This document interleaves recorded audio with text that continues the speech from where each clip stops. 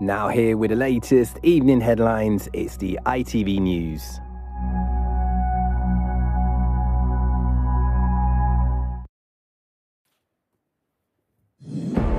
Crunch time for the game-changer Oxford vaccine. It could be cleared for use within days. As COVID cases soar and the NHS warns of unprecedented pressures on services, the regulator is expected to approve the AstraZeneca jab in time for national rollout in early January. There is light at the end of the tunnel with the vaccine, but I'm confident that if we all pitch in together, we will get through this as we have done through this year.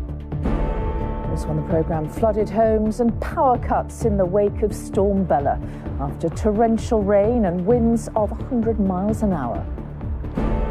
Drifted in this time, oh, it's off the inside of the post and in! Liverpool slip up in the title race as Sam Allardyce strikes again at Anfield. And signing up to Save Azalea, the search for a stem cell donor that's inspired thousands.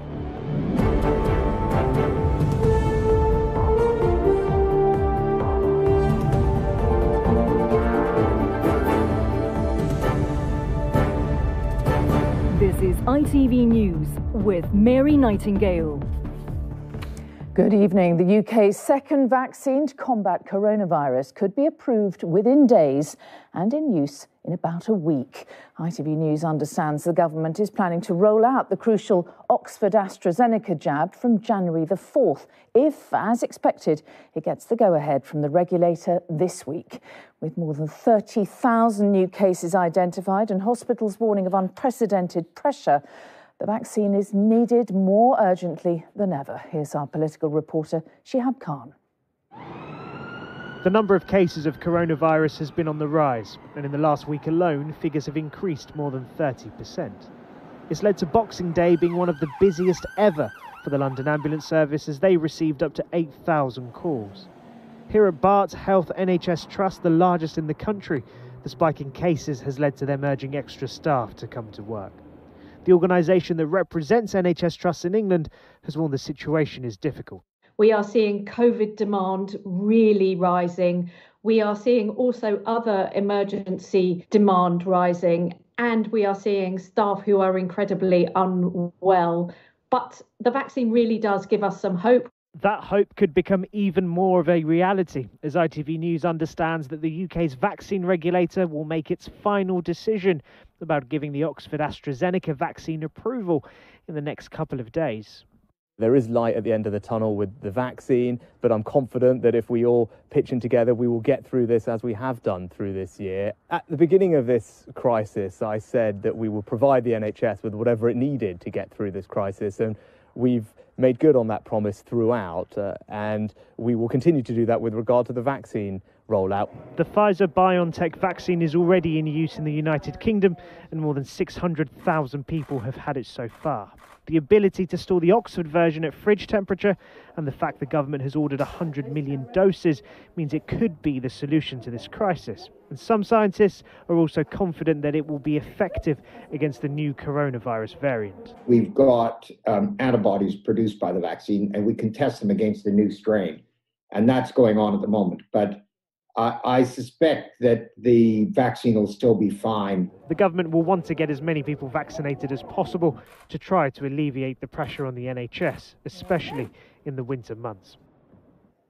And Shihab is here now. As you said, the government needs to get this vaccine out, don't they? They've got schools under pressure, they've got the tier system. It needs to happen and soon. Absolutely. And in terms of a timeline, as I understand it, the MHRA, that's the regulator in the UK that gives approval to vaccines, will be looking at this in the next couple of days. If they give it approval, senior government sources tell me they'll be ready to do this rollout as early as January 4th. That's what they're aiming for.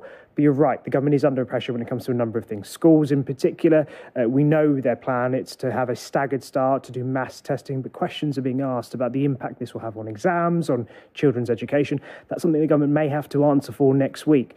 On top of that, we've heard about this new variant quite a lot. Wednesday is the day in which the government needs to decide if different parts of the country are going to go into different tiers. That's the big review date. Again, something for the government to decide next week.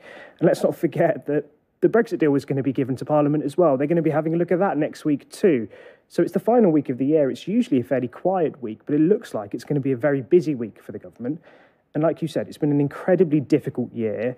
This vaccine is the one bit of good news that the government will be hoping for, and they'll be hoping to get that so that we can end what has been a very difficult year with some positivity, but a long and quite difficult week coming up by the sounds of it. All right, yes, another one. Shihab Khan, thank you very much indeed. Well, the Pfizer-BioNTech vaccine was rolled out across the EU today. A 78-year-old care home resident was the first person in France to get the jab, while other countries made a show of vaccinating health workers first.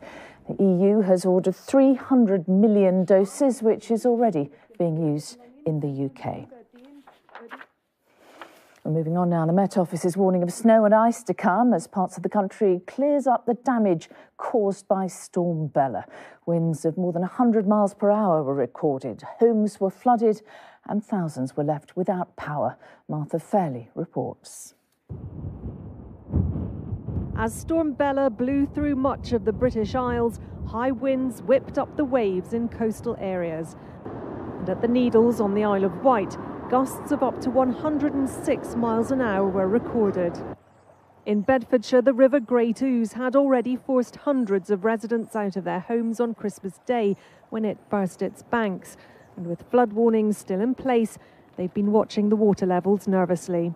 Despite the high winds and rain that Storm Bella brought last night, the level of the floodwater here has dropped significantly since yesterday, much to the relief of local residents. I think that's where it came to this time.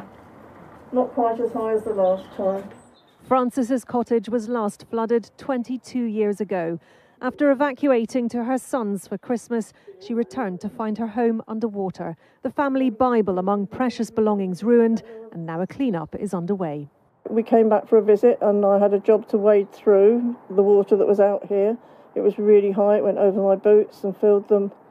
And then I went back to my sons for a second night, and then today I've come home and they've done a good clear out of the living room and everything that needs dumping.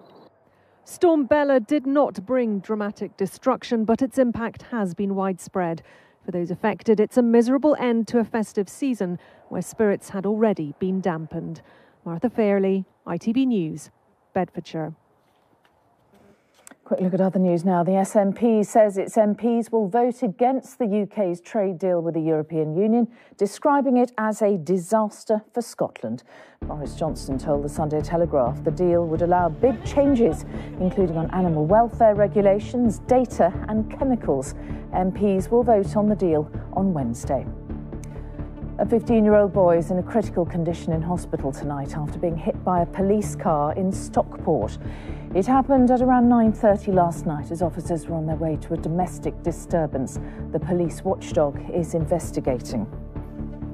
And in the last few minutes, it has been confirmed that the suspect linked to the Christmas Day explosion in Nashville did die in the blast. The motorhome blew up in the city centre, injuring 3 other people. Police have confirmed that no one else was involved. We're moving on to football now, and Liverpool dropped 2 points in the title race after Sam Allardyce's West Brom scored late to secure a draw. The former England boss was the last opposition manager to win at Anfield during his time at Crystal Palace back in 2017. And he couldn't contain his joy at winning his first point for his new club, as Chris Scudder reports. Tier 3, breathing space at the top of the table for Liverpool, and no masking the intentions of new West Brom boss Sam Allardyce. Not pretty, but often effective. Every man behind the ball, but that still wasn't enough to stop the Reds' hitman Sadio Mane from finishing ruthlessly. And that is a crushing blow for West Bromwich Albion. The mask was starting to slip. But from there, Allardyce's team only frustrated the champions, and the ready smile of Jurgen Klopp was replaced by a simmering scowl rising to boiling point. Yellow card for the boss. Blood was boiling. His mood would not have improved had Karlan Grant not missed a great chance to score for West Brom. But Liverpool didn't heed the warnings, and the Allardyce direct style paid off with a precious equalising goal. And Semi Ajayi is the man who's got his first ever Premier League goal to stun Anfield. Still, it took a fabulous save from the West Brom keeper Sam Johnston to keep out Roberto Firmino. Wow. 1-1, and the old thorn in the side, Big Sam, is back. Chris Scudder, ITV News. Well, in the late game, Tottenham failed to take advantage of Liverpool's slip-up as they drew 1-1 with Wolves. Spurs got off to a dream start and went in front with less than a minute on the clock. But after coming back into the game in the second half, Wolves finally drew level through a Romain Saiss header. And finally, the parents of a baby girl who's desperately in need of a stem cell transplant have spoken of their pride after tens of thousands of people signed up to donate. Reality TV star Ashley Kane's daughter Azalea was diagnosed with a rare form of leukemia in October. And while their hunt for a match continues, it's had a huge impact on the number of people on the register, as Ben Chapman reports. Hello, cheeky chops. It is her first Christmas, but she already needs the most precious gift of all. When Azalea was just 8 weeks old, her parents were told she'd need a bone marrow transplant after being diagnosed with one of the rarest and most aggressive forms of leukemia. Today was the toughest and most emotional and heartbreaking day of our life is an understatement. I think because she was so small, that was the most heart-wrenching thing about it, to think, is she going to be strong enough to pull through? Azalea's spent 10 weeks in hospital having chemotherapy. But like many thousands of families, it's been harder because COVID rules mean only one of her parents can visit at once. But it has allowed Ashley, as a reality TV star, to appeal to his hundreds of thousands of followers to join the stem cell donor register. We got told that it would be harder to find Azalea a donor because of her dual heritage. We come up with a great plan that we could try and inject an influx of donors that would not only help Azalea potentially, but could help thousands and thousands of others. I'm so mean, I make medicine. The response to his appeal has been the biggest that charities have ever seen. We normally receive around 100 applications to join the stem cell register every day. And in response to Ashley's appeal for his daughter Azalea, we received over 42,000 applications in 48 hours. In the weeks since, more than 80,000 people have now registered as potential stem cell donors. We're proud of our daughter, we're proud of each other, and we're proud of everybody that's come forward and stood up to be a donor. It's amazing. And what would your message to others be? Keep being incredible.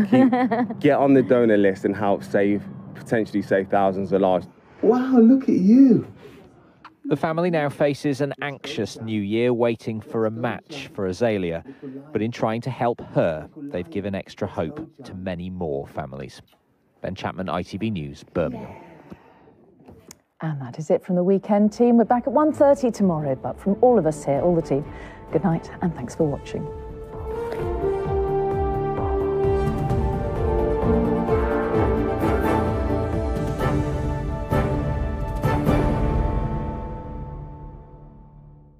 It looks like it's going to be chilly out there today, so make sure you wrap up warm. Heinz Seriously Good Mayonnaise sponsors ITV National Weather. Hello there, good evening to you. Wintry showers continuing to affect northern and western parts through the rest of tonight and into the early hours of Monday morning. A mixture of rain, sleet and snow.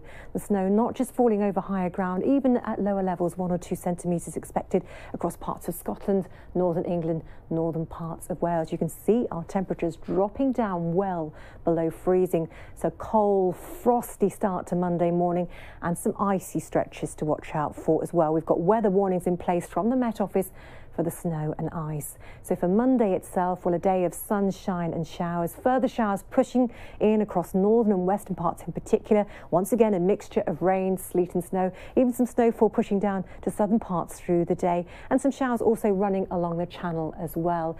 Temperatures really chilly out there tomorrow if you're going to be heading out and about. Do wrap up warm, highs of just 4 to 8 degrees Celsius. Have a good night. Bye-bye for now.